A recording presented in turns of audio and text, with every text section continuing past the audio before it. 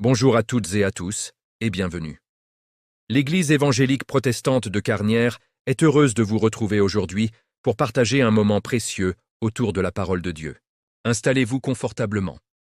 Que cette prédication puisse vous éclairer, vous fortifier et vous inspirer dans votre marche quotidienne avec le Seigneur. Alors voilà, on va partager la parole qui va survoler un peu ce que notre frère Charles a brossé dans sa présidence. Quelques textes. D'abord dans Jérémie chapitre 17, versets 5 à 10. Le dernier chant qu'on a chanté, Charles, c'est un chant qui a été composé par Charles Roda, pour ceux que nous avons chanté.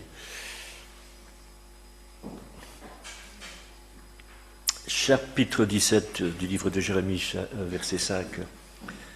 On va accélérer. Ainsi parle l'Éternel.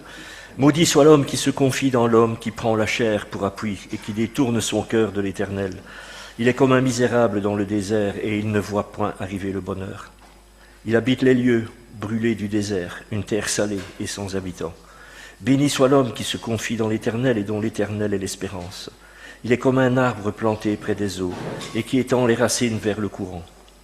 Ses racines vers le courant. Il n'aperçoit point la chaleur quand elle vient et son feuillage reste vert. Dans l'année de la sécheresse, il n'a point de crainte, il ne cesse de porter du fruit. Le cœur est tortueux par-dessus tout et il est méchant. Qui peut le connaître?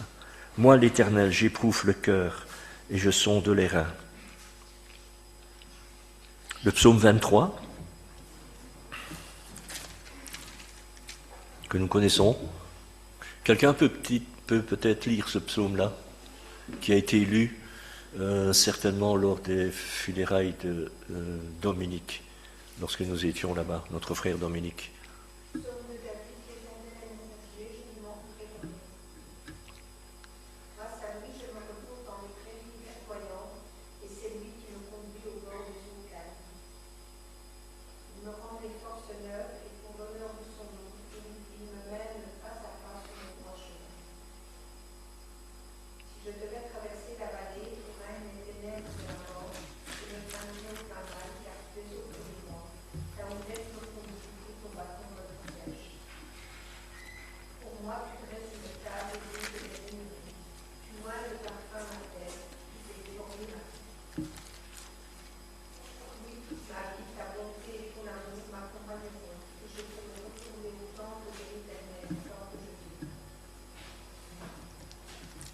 Merci Cathy.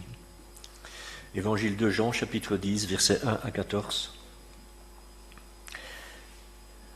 En vérité, je vous le dis, celui qui n'entre pas par la porte dans la bergerie, mais qui y monte par ailleurs est un voleur et un brigand. Mais celui qui entre par la porte est le berger des brebis. Le portier lui ouvre et les brebis entendent sa voix. Il appelle par leur nom les brebis qui lui appartiennent et il les conduit dehors. Lorsqu'il fait sortir toutes ses propres brebis, il marche devant elles, et les brebis le suivent parce qu'elles connaissent sa voix. Elles ne suivront point un étranger, mais elles fuiront loin de lui parce qu'elles ne connaissent pas la voix des étrangers. Jésus leur dit cette parabole, mais ils ne comprirent pas de quoi il leur parlait. Jésus leur dit encore, en vérité, je vous le dis, je suis la porte des brebis. Tous ceux qui sont venus avant moi sont des voleurs et des brigands, mais les brebis ne les ont point écoutés. Je suis la porte. Si quelqu'un entre par moi, il sera sauvé, il entrera et il sortira, et il trouvera des pâturages. Le voleur ne vient que pour dérober, égorger et détruire. Moi, je suis venu afin que les brebis aient la vie et qu'elle l'ait en abondance. Je suis le bon berger. Le bon berger donne sa vie pour ses brebis. Mais le mercenaire qui n'est pas le berger et à qui n'appartiennent pas les brebis voit venir le loup, abandonne les brebis et prend la fuite, et le loup les ravit et les disperse. Le mercenaire s'enfuit parce qu'il est mercenaire et qu'il ne se met point en peine des brebis. Je suis le bon berger. Je connais mes brebis et elles me connaissent. Si on fait attention à cette lecture, on a remarqué que dans les trois passages, ou du moins dans deux passages, il est question de berger. Et si on fait attention à ce que Jésus dit, je suis le bon berger, c'est à chacun qu'il s'adresse, parce qu'on sait très bien que la parole de Dieu s'adresse à tous. Et quand il dit « je suis le bon berger », on pourrait dire que c'est un engagement universel, un peu comme quand on connaît cette prière de l'oraison dominicale, le Notre Père, que même ceux qui ne connaissent pas Dieu peuvent quelquefois la réciter. Et cette invitation que le Seigneur nous donne, c'est une invitation aussi humanitaire. Dieu nous dit qu'il veut être notre bon berger. Et dans le psaume 23 qu'on a lu ça, c'est comme ça que ça commence. L'Éternel est mon berger. C'est ce que David dit parce que lui-même était berger. Nous pouvons dire que Jésus est le berger de l'Église. On dit ça. C'est lui qui conduit l'Église, mais c'est différent de dire que Jésus est mon berger. Nous sommes, pourtant, et on le chante, son troupeau, et nous sommes le troupeau de son pâturage. Et dans les connaissances que nous avons autour de nous, les gens, quand ils savent que nous venons à l'église, ils disent que nous sommes le troupeau de Dieu ou le troupeau de Christ. Mais ça ne fait rien. On peut les entendre et ce n'est pas pour ça qu'il ne faut plus venir à l'église. Et dans ces conseils, l'invitation que Jésus fait transparaître, il nous donne donc ce conseil de nous laisser conduire par lui, de nous laisser conseiller aussi par lui. Mais c'est vrai que quand on reçoit un conseil, on peut quelquefois le refuser, ce conseil, et refuser même de nous laisser conduire par lui, et de choisir un autre berger, parce que ça arrive. Alors même qu'on vient de le lire plusieurs fois, il souhaite être notre berger. D'ailleurs, dans le livre de l'Apocalypse, au chapitre 3, la dernière église de Laodicée, qui est l'église de Laodicée, qui était une église implantée dans la Turquie actuelle, Jésus dit à cette église qui se croyait riche d'acheter de l'or de lui, d'acheter de l'or venant de Christ. Ça veut dire une autre qualité de vie, d'avoir un autre raisonnement, et de ne plus s'appuyer sur les choses matérielles et ni sur ce qu'ils avaient acquis, mais de se baser sur ce que lui, Jésus, voulait leur apporter. Quand on parle du psaume 23, quand on lit l'évangile de Jean, chapitre 10, qu'on parle du berger, on va dire, oui, mais ça, ce sont des choses qui sont simples. En général, Jésus, quand il s'adresse aux hommes, il parle simplement. Il dit aussi, au travers des choses simples, des vérités, de grandes vérités. Quand il a dit à Pilate, dans l'évangile de Jean, au chapitre 18, « Je suis la vérité », ça a créé une tension dans le cœur de Pilate. Il a d'ailleurs posé cette question, oui, mais qu'est-ce que la vérité ? Il lui a retourné cette question, qu'est-ce que la vérité ? Et Jésus est parti dans une autre direction pour laisser l'interpellation, qu'est-ce que la vérité ? Quand Jésus dit, je suis la vérité. Vous pouvez poser cette question-là en entour de vous. Vous allez voir les gens réagir. Il n'y a pas la réponse. Ils ne l'ont pas, la réponse. On revient au psaume 23. Ce psaume 23 que nous connaissons, que nous chantons quelquefois, que nous avons probablement souligné dans notre Bible, encadré peut-être dans nos maisons, dans un cadre, dans une pièce de la maison, sur la cheminée, ou peut-être dans une chambre, que les enfants savent aussi peut-être réciter, et que nous lisons, comme je l'ai dit lors certaines fois, de funérailles, comme je le répète, ça a été certainement lu, je l'ai perçu dans des mails, lors du départ de notre frère Dominique, souhaité par son épouse Valérie. Ce psaume facile contient des vérités, facile à retenir, puisque les enfants le comprennent et le lisent. Ce n'est pas incompréhensible, puisqu'ils peuvent le faire. Ils connaissent ce psaume 23. Mais que veulent dire ces paroles ? Quand Jésus dit « Je suis le bon berger », comment on les comprend ? Qu'est-ce que ça signifie quand il nous dit « Je suis le bon berger » ? Est-ce qu'on comprend quand Jésus dit « Je suis le bon berger » alors qu'il est le créateur du monde, créateur aussi de la terre, et qu'il tient tout dans ses mains ? Quelqu'un comme ça qui nous dit « Je suis le bon berger ». Imaginons ce qu'il veut dire. Et si je reviens aux paroles que notre frère disait, de s'imaginer. Et c'est ça la parole de Dieu. Si on ne s'imagine pas, ou qu'on n'essaye pas de la comprendre, on va passer au-dessus et ne pas pouvoir capter le message qu'elle a et que Dieu a pour chacun de nous. Je suis le bon berger. Justement, quelquefois on survole les paroles des textes que nous connaissons, parce qu'on n'y fait plus attention, quelquefois même aussi comme la scène, 1 Corinthiens, chapitre 11, d'autres passages encore dans les évangiles. Tous ces passages-là qui nous paraissent simples et qui n'ont plus d'impact.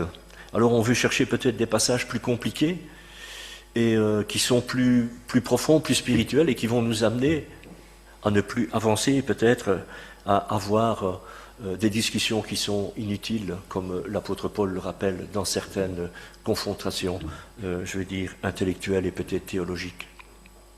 Et c'est pour ça que nous avons lu dans le livre de Jérémie ce texte qui nous disait, chapitre 17, verset 9, que le cœur de l'homme est tortueux, qu'il va en zigzag, il évite les obstacles et il contourne aussi quelquefois la parole pour pouvoir arriver à ses fins.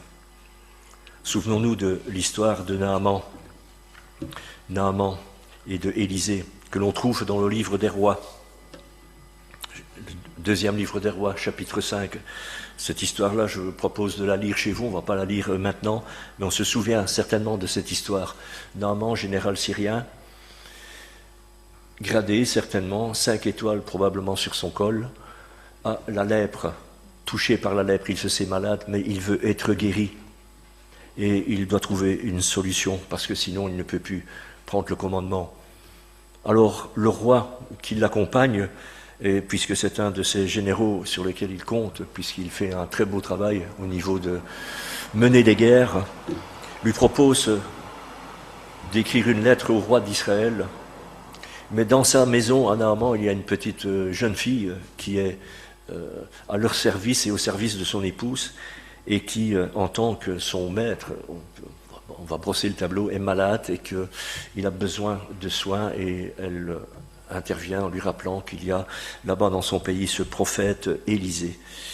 Et bien sûr, Naaman est un peu vexé de ne pas avoir été reçu par le roi d'Israël et qu'il est reçu par un prophète, simplement, qui va lui proposer d'aller se baigner 7 fois dans le Jourdain, alors que ça paraît tellement simple pour lui, ce général, aller se baigner dans le Jourdain pour être guéri, ça ne passe pas. Il est énervé, il se met en colère, il est quelque part insulté, vexé de cette proposition. Alors il se dit qu'en Syrie, il y a quand même des beaux fleuves et des belles rivières, et peut-être que dans ce Jourdain-là, suite à un orage, il y avait probablement de la boue ou bien du limon, parce que les eaux transportent ce que les orages déversent au travers des terres dans les fleuves.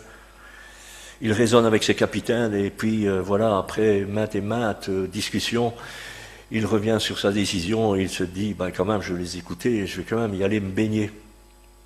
Et donc, voilà, l'histoire nous dit, il va se baigner dans le fleuve 7 fois, il se plonge 7 fois dans ce Jourdain, il en ressort guéri et purifié. Alors il a voulu se rattraper pour les insultes probablement qu'il avait lancées à Élisée et aussi à ses serviteurs, et s'excuser en lui offrant des cadeaux. Mais Élisée, il a refusé les cadeaux. Et si on veut connaître la suite, qui rejoint encore une fois ce fameux verset du livre de Jérémie, au verset 9, qui dit que le cœur de l'homme est tortueux et quand même en difficulté. Élisée, il avait avec lui un serviteur qui s'appelait Géasi, et qui lui a entendu les propositions qui avaient été faites par rapport aux cadeaux que Naaman voulait remettre à Élisée pour se rattraper de sa position qu'il avait prise. Lui, il a dit, ça c'est une affaire en or, je vais me la faire. Et puis, voilà, et c'est comme ça que je vous propose, la suite vous la lirez chez vous jusqu'au verset 27, 2 Rois chapitre 5. On ne la lit pas maintenant, vous la lirez à votre maison, à la maison pour connaître la suite. Et il y a un enseignement sur cet homme Géasi, un enseignement aussi qu'il faut retirer de cette histoire de Naaman, que la simplicité l'a mis dans un état, je vais dire, colérique. Peut-être qu'il aurait voulu entendre une autre proposition, beaucoup plus compliquée, pour être guéri. Ce qui nous amène à nous dire et à considérer que quand on est dans des situations difficiles, eh bien le Seigneur peut nous parler simplement. Qu'on ne doit pas toujours aller chercher et fouiller quelque chose qui va être compliqué à discerner et à pouvoir saisir.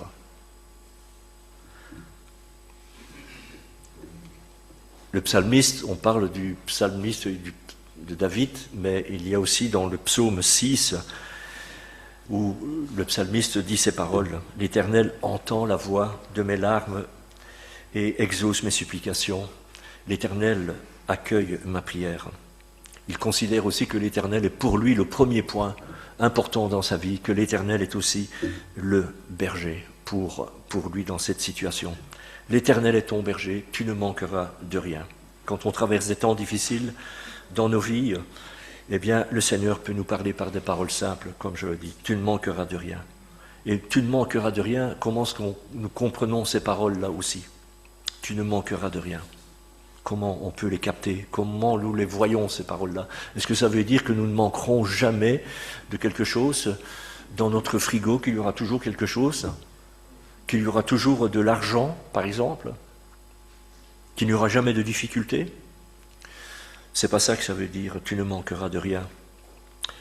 Ça veut dire que le Seigneur nous dit, tu ne manqueras pas de réconfort, tu ne manqueras pas de soutien, qu'il sera avec nous dans les situations difficiles, celles que nous traversons, que nous aurons son secours quand nous sommes abandonnés, quand nous perdons peut-être quelqu'un que nous avons aimé, quelqu'un que un ami qui nous a abandonnés. Il nous dit, je vais t'aider, je vais te consoler. Dans ces paroles, tu ne manqueras de rien. D'une manière générale, on ne manquera de rien. Bien sûr, avec lui, en lui, nous avons tout. Le pardon, nous avons la paix, nous avons l'assurance d'être portés, d'être soignés par lui spirituellement. Mais encore, le Seigneur peut guider les choses lorsque on a vécu beaucoup d'expériences comme ça dans l'Église, au travers des frères et sœurs. Les appels à l'aide, les appels de la considération, la prière pour que les médecins aient cette intelligence et le savoir-faire aussi pour soigner un tel d'une personne que nous aimons ou que nous avons aussi aimé. Jésus a dit à ses disciples, au verset 11, on complète « Je suis le bon berger, mais je donne ma vie pour mes brebis ». Il rappelle là qu'il y a, quand il dit le bon berger, ça veut dire qu'il y a des mauvais bergers. Et c'est vrai qu'il peut y avoir de bons et de mauvais bergers. Le bon berger est celui qui reste près de ses brebis. Et je me souviens, lorsque nous avions été en Roumanie porter de l'aide humanitaire, on avait traversé les plaines qui étaient au pied des Carpates. Ça se passait au mois de mai, c'était tout à fait le contraire de cette époque-ci. Au mois de mai, il faisait glacial, il avait une pluie intense, et sur les Carpates, il y avait de la neige qui tombait, et dans cette plaine, il y avait un berger qui était là. Je me souviens, dans cette grisaille, un homme avec une peau de mouton, et sur sa tête, un haut chapeau de 40 cm, qu'on appelle la kusma, en peau de mouton, et qui était stoïque, et qui surveillait son troupeau de moutons. Il n'a pas abandonné son troupeau alors qu'il faisait un temps glacial et qu'il pleuvait des cordes. Il est resté fidèle, gardant son troupeau sans broncher. Le Seigneur éternel, le bon berger, reste auprès de ses brebis, quelles que soient les situations que nous traversons. Je pense que chacun en est conscient. Il reste le berger fidèle, il n'est pas infidèle, il n'est pas celui qui nous abandonne. Peut-être il nous arrive de penser qu'il nous a abandonnés. On peut penser ça, et alors on essaye de se rattraper et de retrouver, de renouer les liens pour retrouver cette confiance avec notre berger. Nous savons qu'il est là, mais on n'est quand même pas toujours convaincu, même que nous le savons. Peut-être alors qu'il nous manque une certitude, peut-être qu'il nous manque plus de confiance. Même si on relit ce psaume 23, il est écrit, on retrouve ces mots et on retombe dessus, « Tu restaures mon âme », alors que nous sommes en plein doute. C'est comme ça que ça se passe.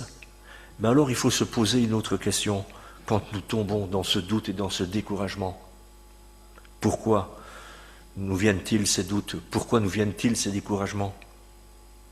Est-ce que le bon berger peut nous abandonner? On a dit non. Alors ça vient peut-être de ce que nous pensons de nous. Nous nous dévalorisons, nous nous diminuons peut-être, et on se dit que si nous étions meilleurs, si on s'investirait plus, si on prierait plus,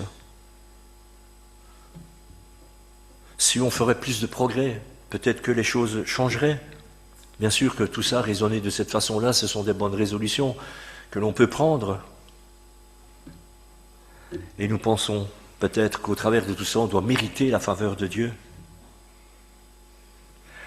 Un autre texte dans l'évangile de Luc au chapitre 7, verset 4. Je brosse le tableau, on va lire à partir du verset 4. Ce jour-là, Jésus est approché par des religieux, donc des notables religieux, et qui sont envoyés par le centenier romain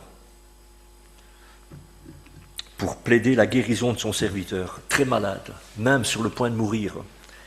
Au verset 4, ils arrivent près de Jésus avec des supplications et lui disent « Il mérite », il s'adresse à Jésus, « que tu lui accordes cela ». Et au verset 5, il rajoute, soyons attentifs, « Car il aime notre nation et c'est lui qui a bâti, et qui nous a aidés à bâtir notre synagogue. » Et alors au verset 9, Jésus, voyant l'humilité de ce centenier, il voit au travers de lui, dans son cœur, qu'il était plus honnête que ces notables religieux, et il admire ce centenier, et trouve en lui une foi et une confiance que jamais il n'a rencontrée en Israël. C'est au verset 9. Cette histoire, frères et sœurs, de ce serviteur et de ces notables religieux de la haute classe de la hiérarchie religieuse là-bas en Israël nous montre encore que le cœur des hommes n'est pas droit et qu'il est tortueux.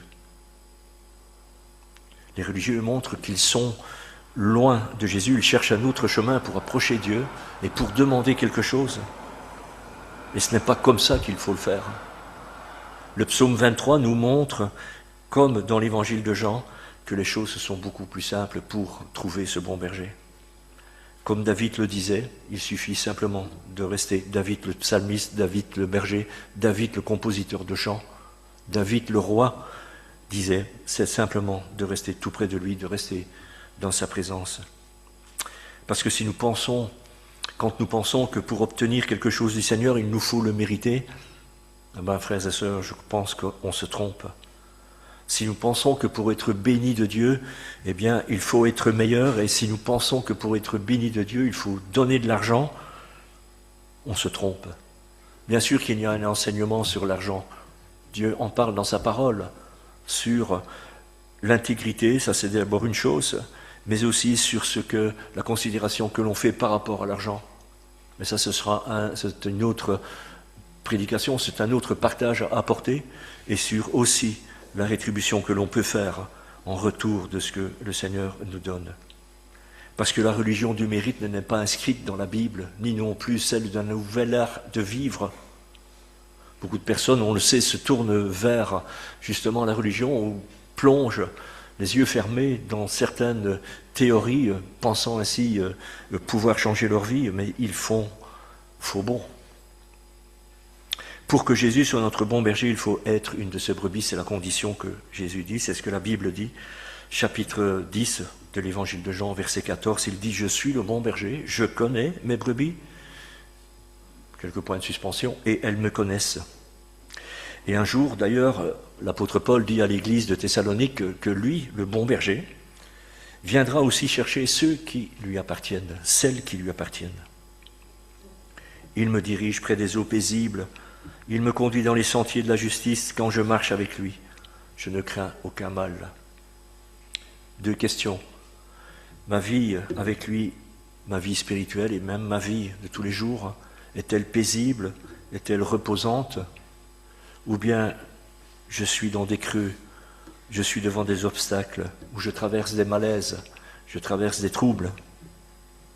Peut-être que si on est dans cette deuxième catégorie, on pourrait se dire, oui, mais si je vis des troubles comme ça et que je suis pas bien dans ma peau, c'est à cause d'un tel et c'est à cause d'une telle, c'est parce que si et parce que là, et là, de nouveau, on se réapitoie sur soi-même et on oublie que Jésus est le bon berger.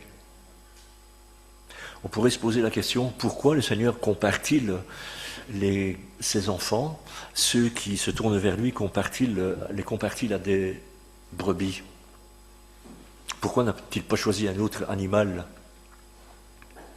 Symbolique, bien sûr. Parce que si on observe, pour ceux qui ont côtoyé quelque part des brebis ou des moutons, on va dire, c'est le seul animal qui a une dépendance totale de l'homme et qui a absolument besoin d'un berger. Elle ne sait pas s'occuper d'elle-même. Vous pouvez essayer tout ce que vous voulez, impossible. Moi j'ai eu des moutons quand j'étais jeune, avec mes parents, c'est impossible. Si l'homme se retire, elle meurt. Si Jésus n'est plus le berger et qu'il se retire, on meurt. C'est aussi simple que ça. Elles ont besoin d'un bon berger. Et leur dépendance dépend de la présence du berger. Et ce berger qui souhaite d'ailleurs, comme le Seigneur, que l'on reste en bonne santé spirituelle, qu'on ait de la nourriture en suffisance, qu'on ait une eau qui n'est pas polluée. Lui qui nous donne des promesses et ses promesses de prendre soin de chacun de celles et ceux qui lui appartiennent. Mais encore, ce bon berger, il est là aussi pour récupérer ceux et celles qui sont en révolution, qui sont révoltées, qui sont réticentes. Les brebis, celles qui pensent que l'herbe elle est plus verte ailleurs. Et c'est vrai si on ouvre, si le berger laisse aller les moutons, ils vont quitter le sentier et aller voir près des ravins et prendre les herbes qui sont plus tendres, apparemment. Mais de l'autre côté, il y a le ravin, et elles vont glisser dans ce ravin. On pense que l'herbe est plus verte ailleurs. D'autres qui vont invoquer toutes sortes de raisons, qui sont prêtes aussi à croire n'importe quoi, et qui ont la confusion dans leur cœur, faute de n'avoir pas écouté sa voix. C'est ce que le livre de Daniel, chapitre 9, nous dit. Qui ont oublié de se tourner vers celui qui est le Créateur, celui qui les aime et qui veut aussi pour eux être le bon berger et les faire paître dans un bon pâturage.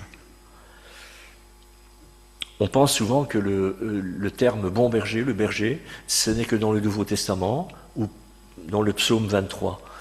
Mais dans le livre d'Ézéchiel, le Seigneur nous dit ceci, « Vous, mes brebis, Ézéchiel chapitre 34, verset 31, « Vous, mes brebis, brebis de mon pâturage, vous êtes des hommes, et moi, je suis votre Dieu, dit le Seigneur éternel. » Ça veut dire que toujours le Seigneur rappelle qu'il est le bon berger et qu'il ne cessera de le dire à tous.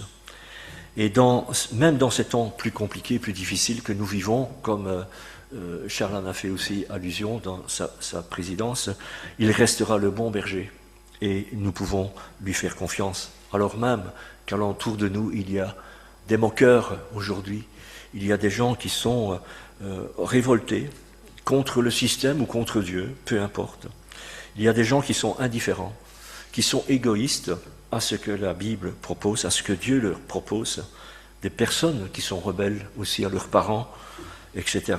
Et c'est ce que l'apôtre Paul donne comme enseignement et comme conseil à son ami Timothée. Et encore, lorsque Pierre, quand il prêche le jour de la Pentecôte, lui, il dit que dans les derniers jours, un jour, et notre frère Charles encore, désolé de faire allusion à Charles, mais j'ai entretenu Charles, notre frère Mas, qui a prêché il y a quelque temps et qui nous avait dit qu'à un certain jour, à un certain moment, l'Esprit de Dieu sera connu de l'ensemble du monde entier, de tout le peuple. Et c'est ce que l'apôtre Pierre a fait passer comme message ce jour-là, Actes chapitre 2, verset 17. Par ces informations, par ces conseils, par ces avertissements, on peut les prendre comme on veut. Parce que quelquefois, quand le Seigneur nous donne un conseil, il est soit pertinent ou trop ciblé, et on n'en veut pas parce qu'on le prend comme, un avertissement, comme quelque chose qui ne nous plaît pas. Eh bien, au travers de tout ça, il nous dit de rester près de lui et de l'honorer par notre fidélité, de garder aussi confiance, de garder la foi, en d'autres mots, et de dire aux autres qu'il est aussi ce berger dont ils ont certainement besoin, leur dire aussi qu'il leur propose une vie nouvelle, qui aura du sens, quand on veut bien aussi croire que Jésus est le bon berger. Et pourtant, la Bible dit qu'il est le maître de l'univers. Lui, l'homme crucifié. On peut s'imaginer, imaginons-nous encore quelque chose de différent. J'espère que ça ne vous choquera pas. Quand Jésus est venu sur terre, on sait qu'il est venu pour être crucifié. parce qu'il le savait, il est venu pour accomplir ce que son Père lui avait demandé de faire, c'est-à-dire Dieu, et qu'il aurait dit « Je suis le maître de l'univers ». Il aurait dit ça aux hommes, au lieu de dire à Pilate « Tu le dis, je suis le Fils de Dieu », puisqu'il ne le croyait pas. Mais à partir de maintenant, je suis votre chef. Je vais décider de tout à votre place. Le ton aurait changé. Il n'y aurait pas eu des paroles d'amour dans sa voix. Ça aurait été l'autorité d'un dictateur, comme ça se passe dans certains pays. Qu'est-ce que nous aurions fait? Qu'est-ce que nous aurions dit? Pourtant, Jésus n'a pas dit ça. Il a dit « Je suis le bon berger ». Il a voulu accomplir la volonté de son Père, être le bon berger, accomplir sa mission jusqu'au bout. C'est ce qu'il a fait. Être le bon berger aussi pour tous les autres, ceux qui sont indifférents, ceux qui se moquent, comme nous l'avons relevé. Être pour tous, cette espérance souvent absente du cœur des hommes aujourd'hui. Sa parole nous redit dans le livre de Jérémie, chapitre 17, verset 7, « Béni soit l'homme qui se confie dans l'Éternel et dont le cœur et dont l'Éternel est l'espérance. » L'espérance dans ce grand Dieu, ce Dieu que nous disons créateur du monde, de l'univers. Il est notre berger. Et on se pose la question, est-il mon berger? Est-il notre bon berger? Et s'il l'est, que peut-il nous arriver? Et l'apôtre Paul nous donne cette réponse dans Romains chapitre 8, verset 31. « Si Dieu est pour nous, qui sera contre nous ?» Quoi qu'il arrive, que nous puissions nous poser une question qui peut nous déstabiliser ou rencontrer quelque chose qui puisse nous déstabiliser, le Seigneur nous dit qu'il est avec nous. Alors que son nom soit béni. Amen. On va prier, frères et sœurs, si vous voulez bien. Seigneur, nous te remercions pour l'opportunité que tu nous donnes d'avoir passé ce temps de culte ensemble et ce moment avec toi, les uns avec les autres, nous rappelant des choses essentielles pour notre marche avec toi, Seigneur, pour nous qui sommes ton troupeau, qui restons près de toi qui est notre berger, notre bon berger, comme nous venons de nous le rappeler de façon répétitive ce matin. Mais Seigneur, il faut que ces choses, on puisse les assimiler et vraiment les intégrer dans notre cœur, dans notre vie. Nous rappeler pourquoi tu es venu. Et aussi, Seigneur, celui qui nous conduit vers de bons pâturages, celui qui est notre bon conseiller aujourd'hui, celui qui est préférable d'écouter et de ne pas mettre de côté dans ces périodes, Seigneur, de notre vie que nous traversons. Merci pour le chemin que tu fais avec nous. Merci pour ta fidélité, pour ta présence. Merci parce que nous pouvons nous appuyer et te suivre pas à pas, Seigneur, au travers des situations que tu vas encore certainement nous faire traverser, que nous puissions être gardés fidèles et continuer dans notre persévérance. Nous avons besoin de ton soutien, nous avons besoin, Seigneur, de toi. Que tu puisses, Seigneur, non pas que tu puisses, nous savons, Seigneur, que tu vas le faire si nous te le demandons. Garder cette confiance que tu attends de chacun de tes enfants. Au nom de Jésus, nous voulons te glorifier. Amen. Merci d'avoir partagé ce moment avec nous. Que ce message vous accompagne et vous fortifie dans votre marche avec Dieu. N'hésitez pas à vous abonner pour recevoir les prochaines prédications et à partager autour de vous. Que Dieu vous bénisse richement. À très bientôt.